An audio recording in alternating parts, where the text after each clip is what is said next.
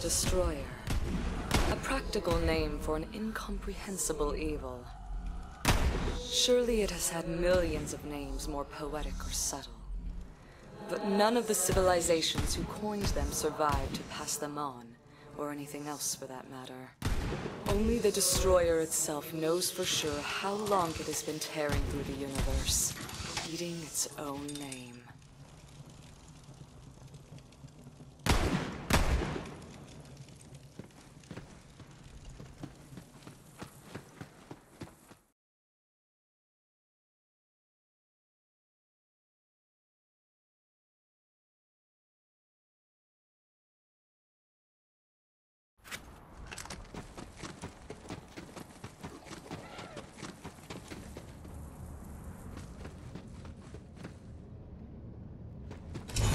Shatter that crystal.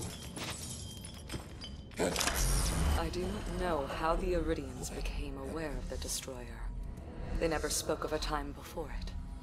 But I suspect that they went searching for it, or something like it. And for their curiosity, they were rewarded with doom.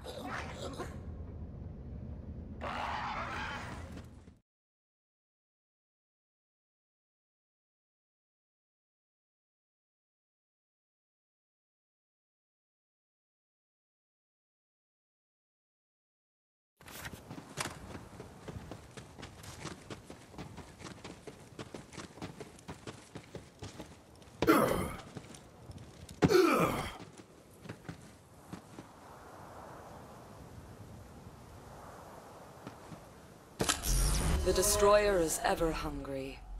Perhaps that is obvious when regarding a horror that gnaws on the edges of galaxies. But its appetite only grew as it ate the stars, never stopping even to swallow.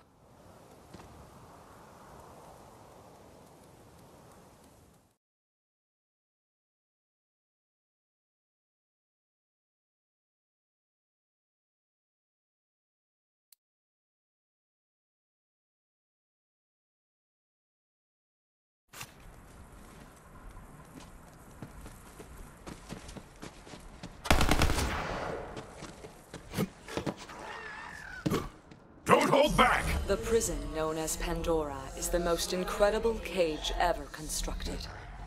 An unbreakable lock meant to hold an unceasing evil for all eternity.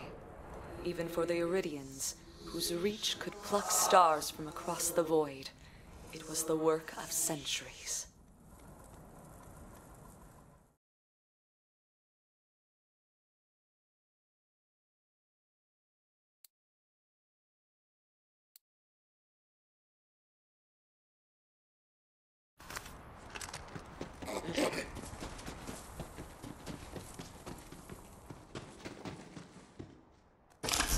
The creation of Pandora took the minds of generations to assemble. It was an impossible task, the scope unthinkable, the cost of failure too great. Still, they worked diligently, even as stars in the sky above them began to wink out.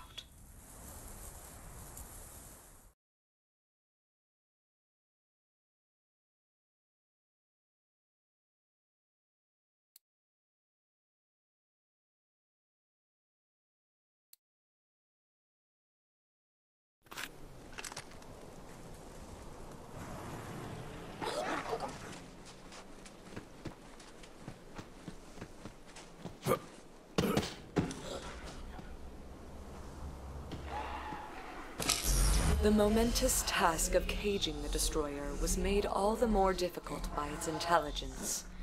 It understands the beings it consumes, and the cultures it dissolves. To trick such a being required a great sacrifice, a lure. Millions of lives that entered Pandora ahead of its captive, tempting it further inward. I can only hope they were already dead when I closed the gate behind it.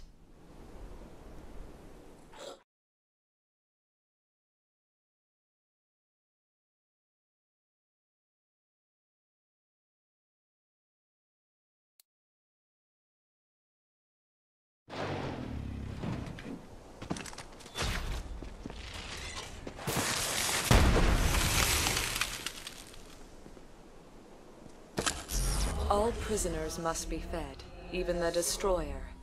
The Eridians devised of a feeding slot that calls wayward souls to open it every 200 years. A cruel surprise for those that open this false vault. But in exchange, the small morsel will keep the Destroyer sedate over the eons. In any case, the victims will not be in pain for long.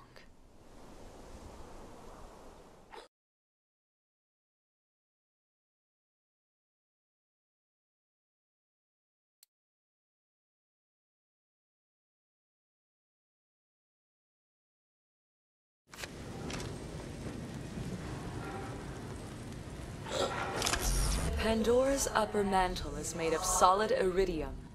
It is this shell that now holds the Destroyer tightly in its bonds. The pressures and energies at work beneath the surface of the planet are titanic in scale. If the cycle is disrupted in any way, it is entirely possible that the iridium will force its way to the surface. I fear such a thing might attract the wrong kind of attention.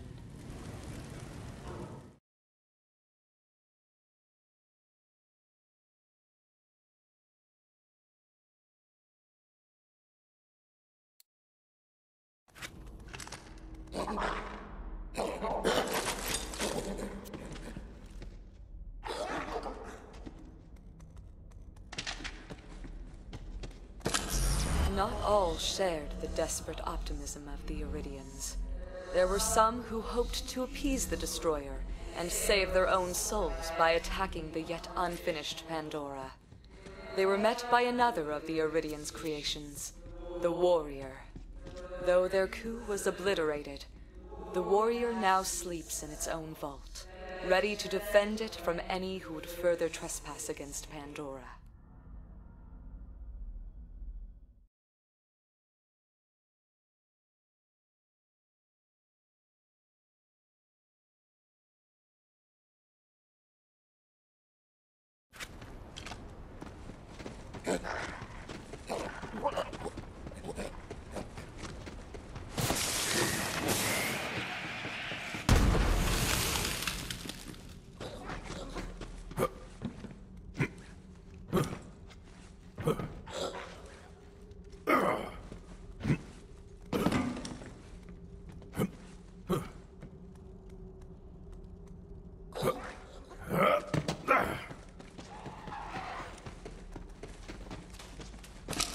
The Eridians knew of the flaw in their design. The cost of putting the Destroyer in its chains meant that there was no one left to throw away the key. All they could do was disguise it, and so it will forever hang in the sky, a small, cold, tidally locked moon, unremarkable even to the dwellers on the surface of the planet.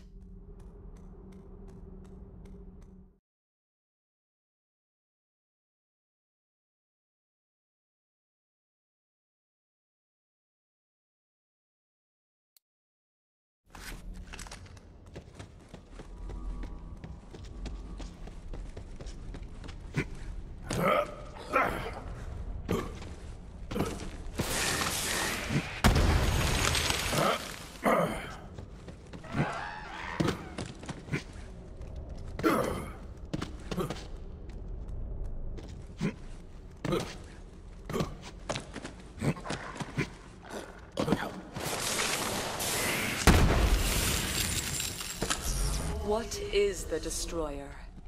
It is a mouth with endless appetite. It is hate that never cools. It is the long shadow cast by our universe against the moldering sun of time. It will never truly be contained. Merely made to wait until its chains slip, or are slipped for it.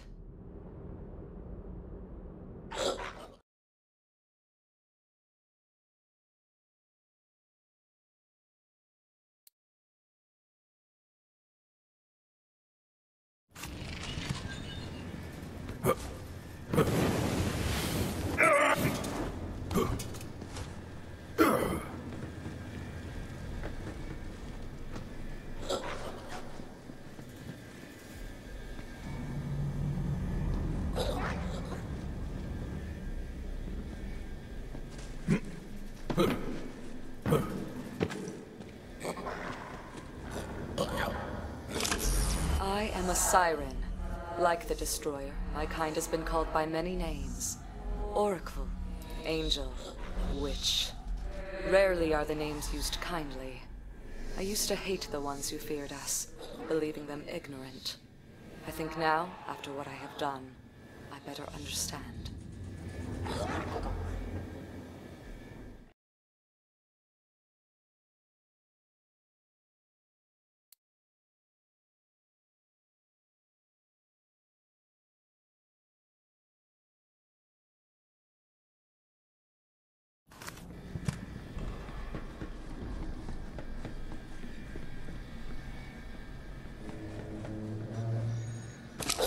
I have never known a time without my sisters. Even when one passes and a new siren receives her markings, she always finds her way to the sisterhood. It seemed the will of the universe that sirens be together, our lives entwined like an unseen braid.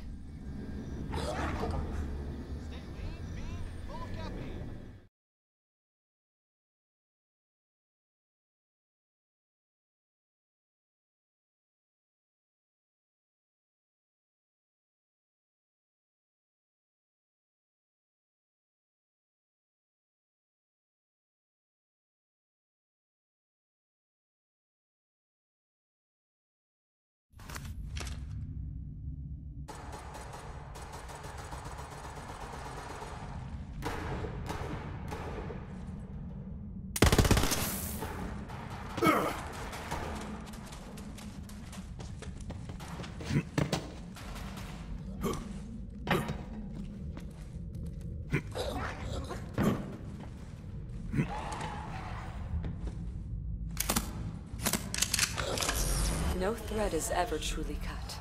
It can be tied to another, whether knotted by careful fingers or tangled by chance. Every siren must decide what will happen when the thread reaches its end.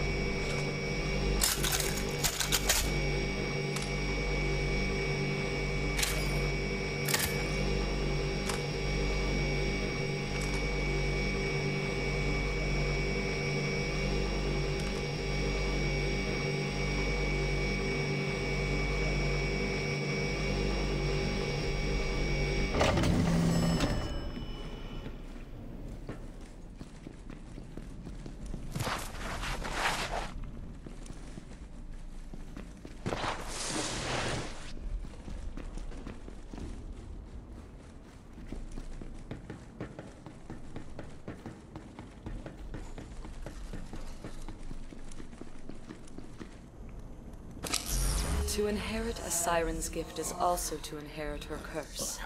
This is the choice of the siren presented with death. Pass on the gift and burden someone worthy, or release it and burden an unknown soul who has no idea that the entire universe is about to want them dead.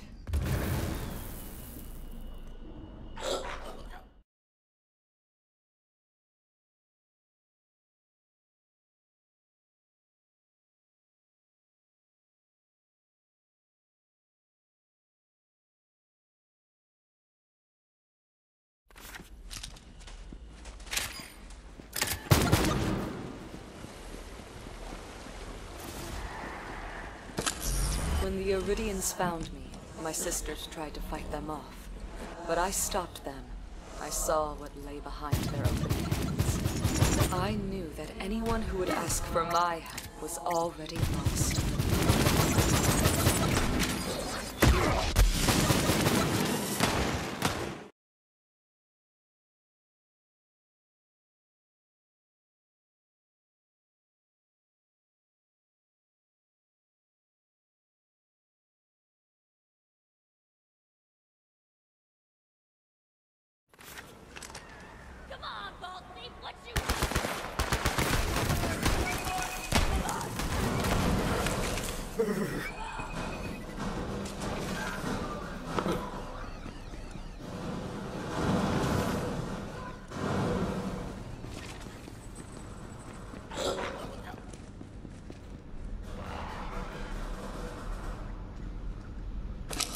Sirens have been hunted for as long as they have existed.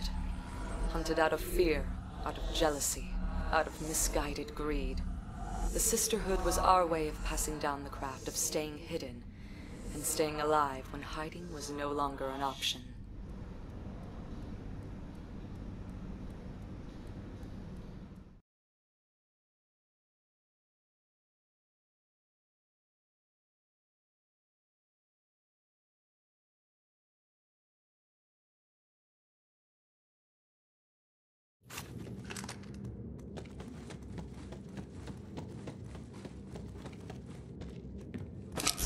As the Siren Sisterhood, we were the keepers of many answers, but our own nature remained elusive. We never knew our origins, nor our purpose. In this way, we are still undeniably mortal.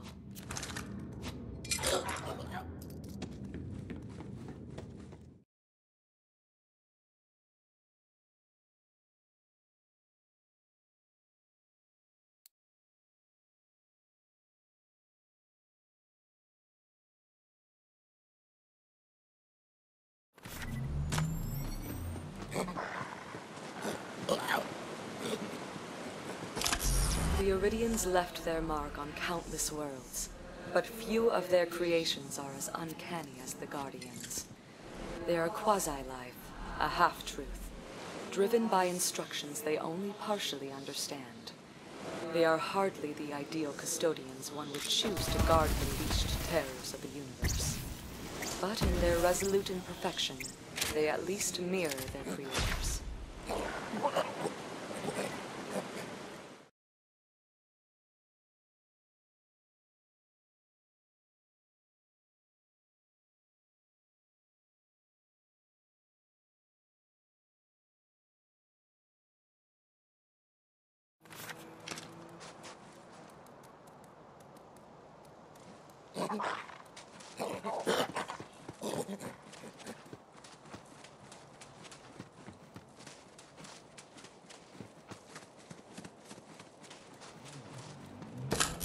I do not believe the Eridians intended the Guardians to be their heirs. Though they are technological marvels, they were held back from true emergence, kept in the dark to be of greater use. I wonder if they resent their creators for it. Even the sharpest knife is still a simple tool.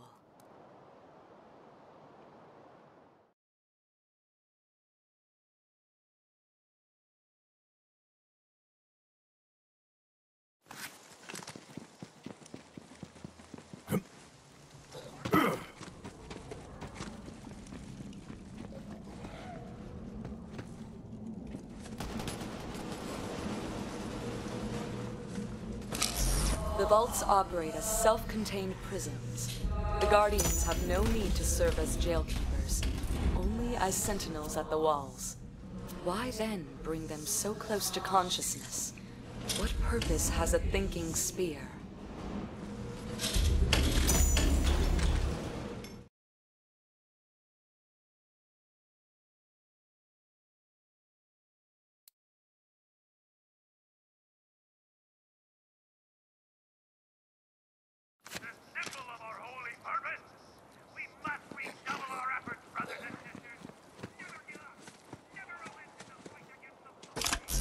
What will happen, I wonder, when all the vaults are empty and all the terrors dead? Will the Guardians still stand their vigil? Will they find a greater purpose? And what is stopping them from finding it now?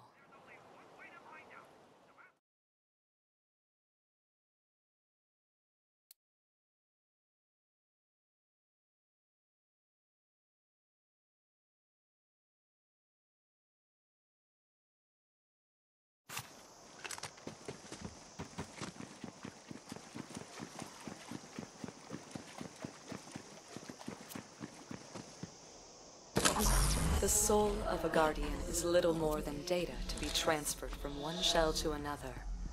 I have never seen where they reside, if not in their physical bodies, and I suspect I never will. A soldier who cannot be killed in their sleep is a dangerous one.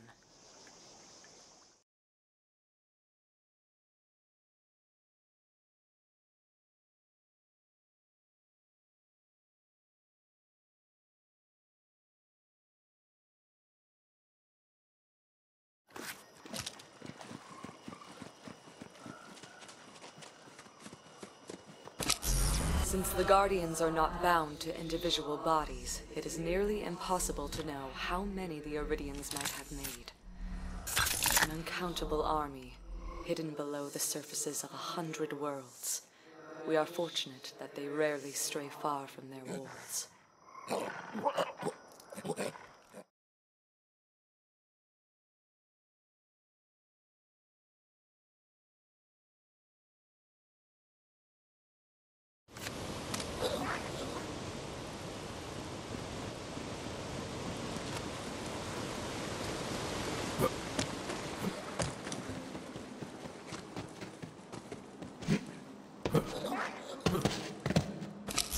I suspect that some Guardians are keener than others. I have seen them acting of their own accord and even heard them speak. What spark do they have that the others lack? Was it freely given or stolen like the fire of the gods?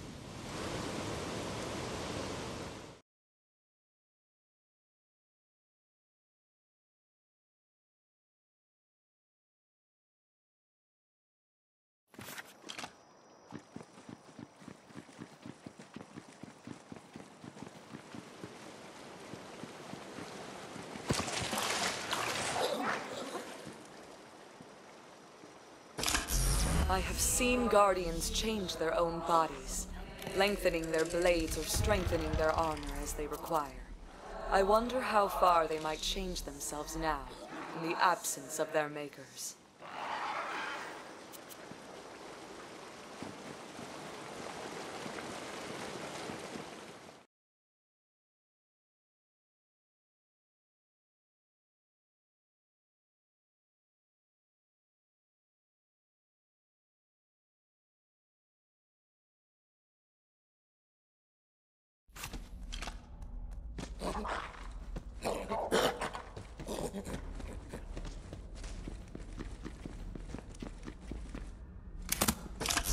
The Eridians were neither gods nor demons.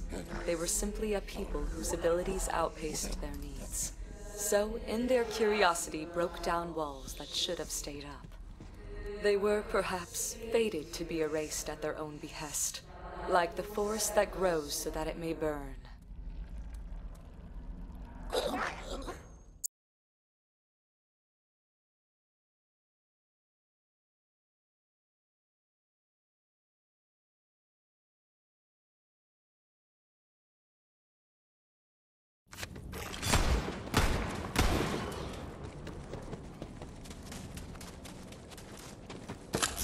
We once lived side by side with the Eridians, though already the forgetting has begun.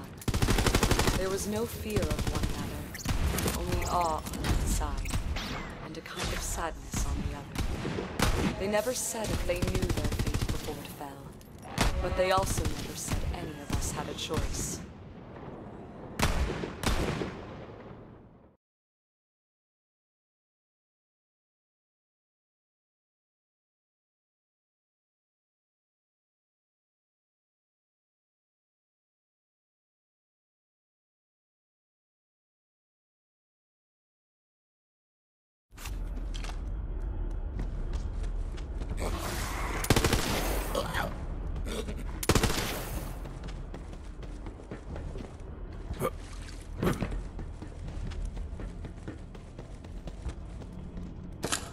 I may be the last to ever learn the Eridian language from one of their own. I have so many questions I should have asked them while I had the chance. Like why the Eridian term for homeworld also means first landing.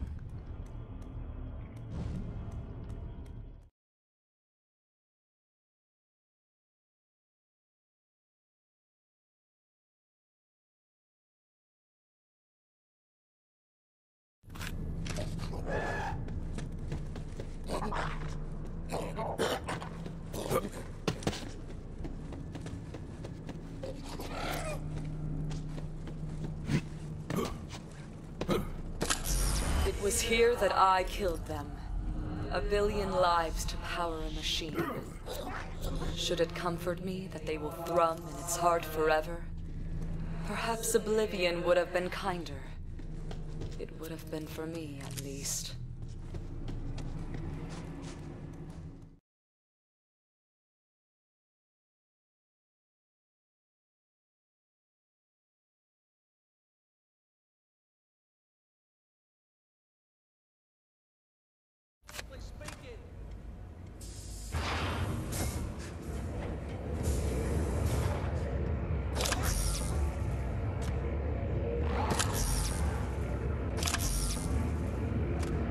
Illegible.